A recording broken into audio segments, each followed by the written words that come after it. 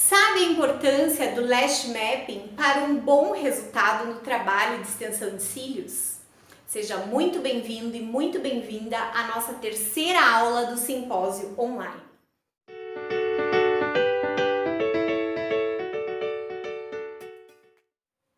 Se você não me conhece, eu sou Elaine Cunha, sou Lash Master Coach e proprietária da Tudo Bunny. Você sabe o que é lash mapping? Lash mapping nada mais é do que um mapa dos cílios, o estilo que nós vamos proporcionar para os olhos das nossas clientes. Cada cliente tem a beleza no seu olhar, mas muitas vezes ela precisa de algum tipo de correção que o lash mapping vai proporcionar. É muito comum as pessoas que começam a trabalhar com extensão de cílios acharem que só fazer aplicação de cílios vai trazer um bom resultado, mas isso não é verdade. Nós precisamos seguir um mapa para que o resultado fique satisfatório e realce cada vez mais esse olhar das nossas clientes.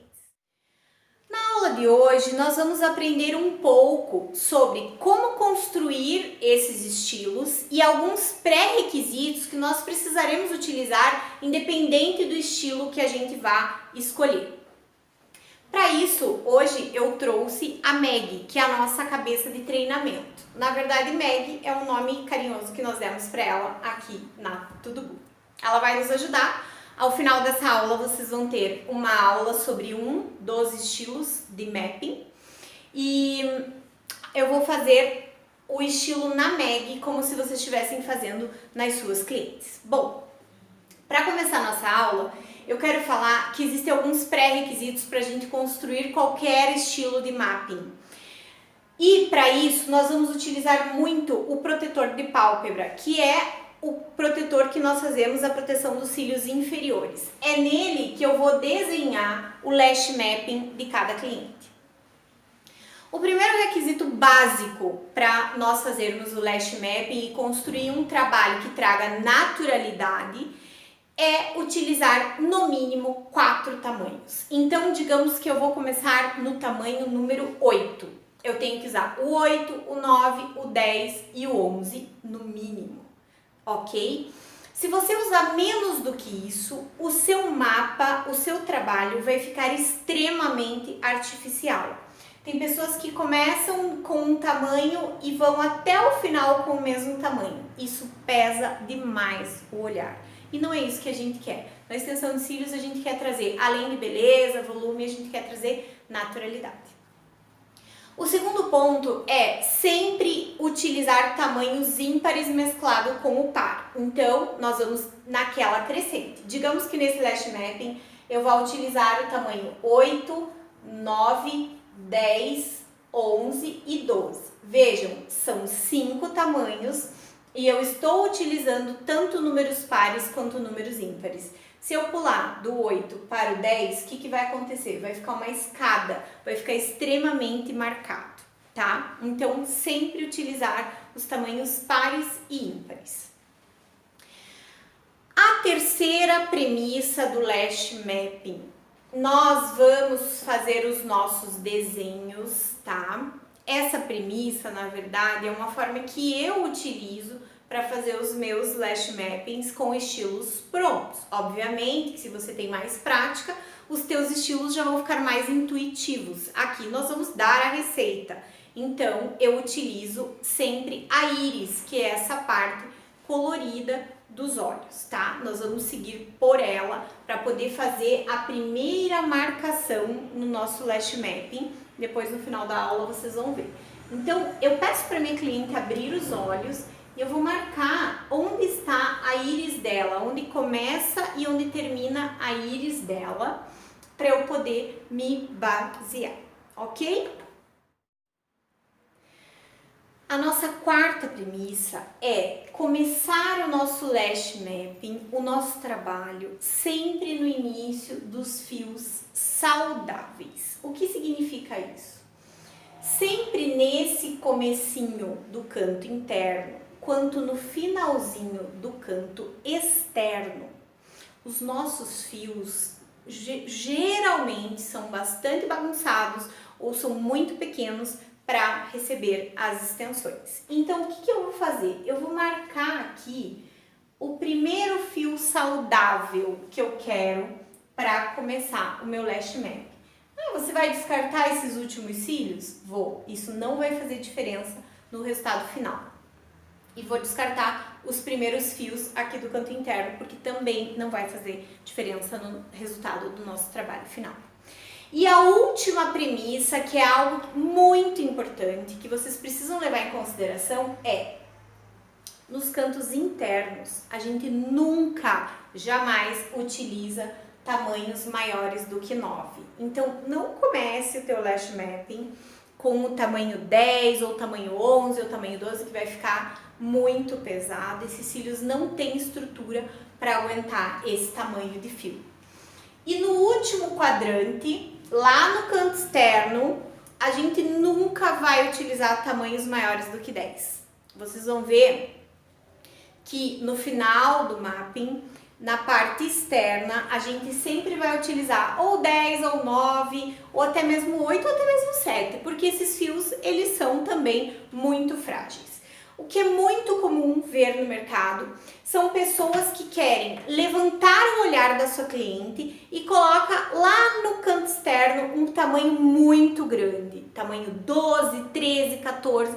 Isso vai fazer com que o olhar da sua cliente caia, mesmo que você esteja fazendo o mapping no estilo gatinho. Então, jamais colocar no último quadrante tamanhos maiores do que 10. Na aula de hoje, eu vou ensinar para vocês a fazer o estilo boneca. O que esse estilo faz? Ele abre o olhar e ele serve para as clientes que são orientais ou que têm pálpebras caídas desde a parte central dos olhos ou até mesmo olhos pequenos. O lash mapping boneca, ele serve para isso, para ampliar o olhar. Eu vou abrir os olhos dessa cliente. Existem outros tipos, outros estilos de lash mapping, que você vai poder aprender num curso de extensão de cílios ou até mesmo num workshop sobre mapping e visagismo. Então, eu indico fortemente que você aprimore as suas habilidades, para que você aprenda outros estilos, até que isso seja algo intuitivo no seu trabalho, que você olhe os olhos da cliente e veja como você vai corrigir alguns pequenos erros e também deixar esse olhar muito mais marcante e muito mais bonito. Vamos para a nossa aula prática?